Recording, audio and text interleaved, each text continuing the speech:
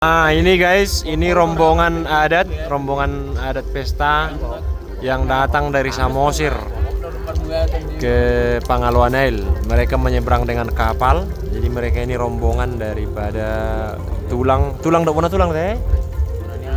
Oh, Bonaniare. Tulang dan Bonaniare. Itu. Beginilah adat Batak, teman-teman.